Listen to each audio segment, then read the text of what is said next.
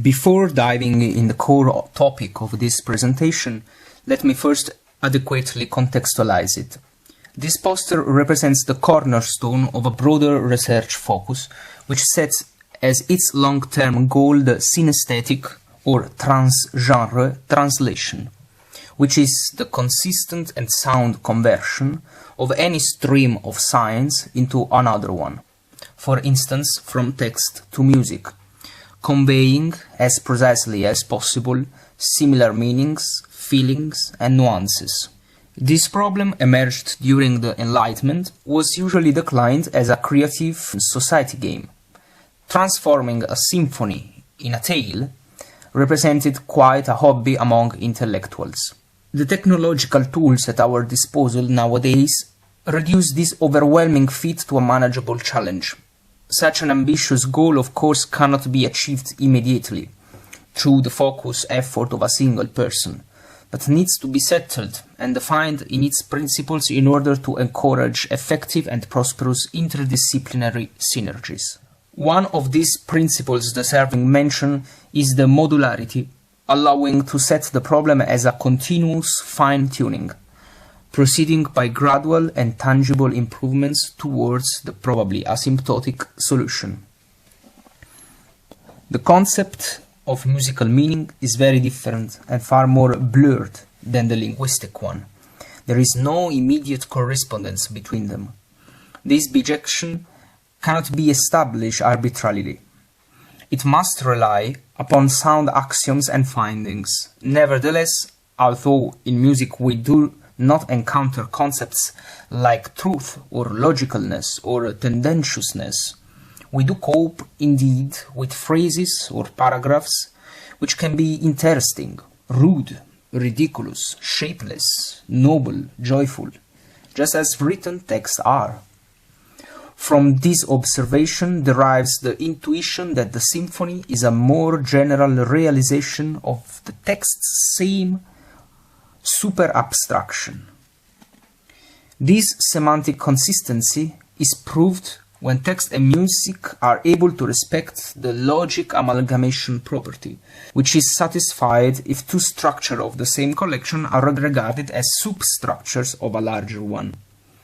More simply said, we need to identify a model which could encompass both text and music, properly defining what is common to both of them.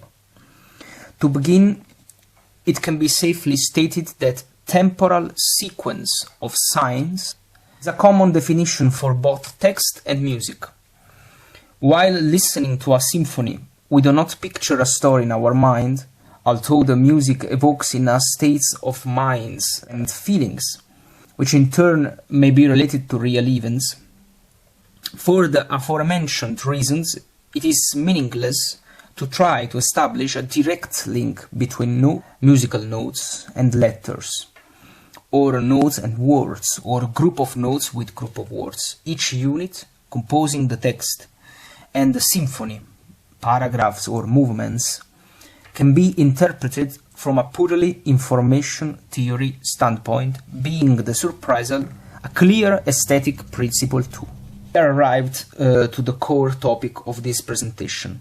The first step to accomplish in order to correctly build up such a text-to-values conversion pipeline is hence the reduction of the text into a stream of self-information values, which could either refer to clauses or to paragraphs obtained by measurements based on the Kullback-Leibler divergence.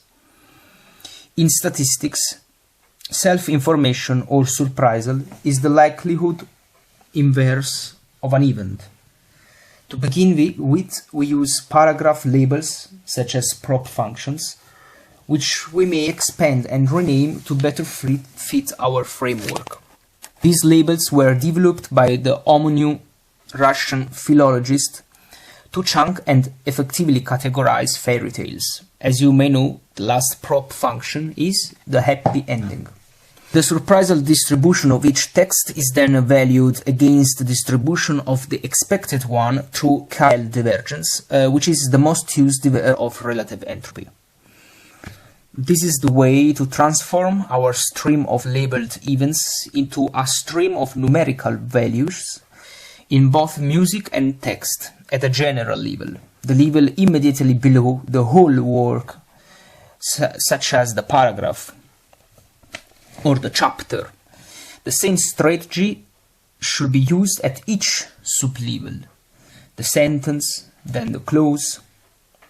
Text deployed as time series on a Cartesian axis,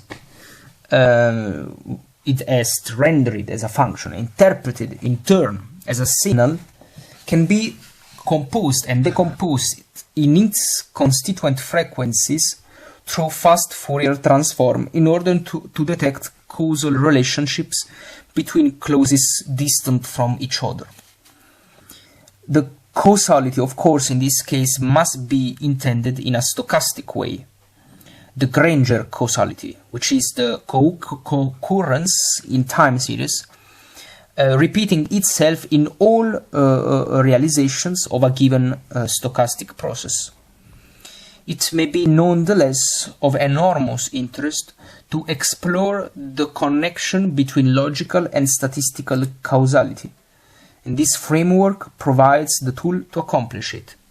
Interpreting a sequence of values as a signal rather than as a function is an heuristic which could allow us to detect otherwise invisible features. Besides broadening the range of mathematical techniques which can be used in text analysis, the signal processing would also allow us to manage self-similarity. In fact, as pointed out at the beginning, the reduction to values, hence to time series, of the same text will be performed for text units of different dimension and according to different parameters.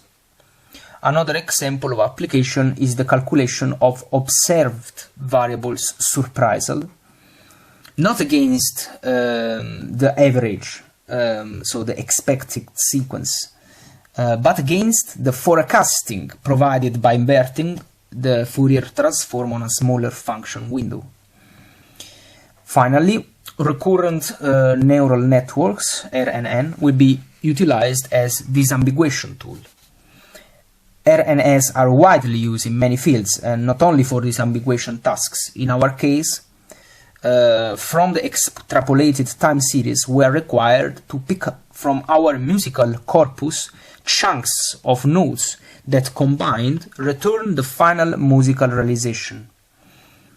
So in this case, RNN methods will be used to select among plurality of available chunks for a given time series window the one that better fits with the previous and the following ones in terms of harmony and musical coherence.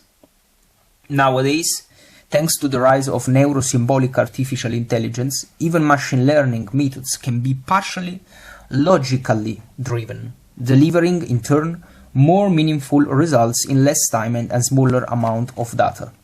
We have come to our final considerations.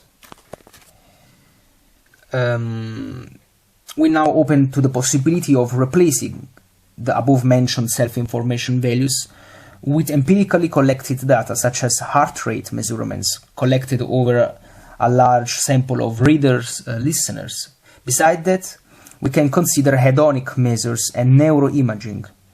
Another approach will be to couple music and text hedonically, exploiting a special corpus made up of hybrid data, like songs or script soundtrack partitions of a film, for example. Another way will be to find out polyedric authors, which means personalities of the past who has published and produced in both fields of music and poetry, like for instance Wagner or Mozart. Further questions to be asked are, for instance, how to embed logics in this framework, like for instance situation calculus, how to further implement amalgamation definition and testing, how to merge consistently event-based and vocabulary-based values, what will be consequences and eventual improvements by adding a z-axis, and so on and so forth. Thank you for the attention.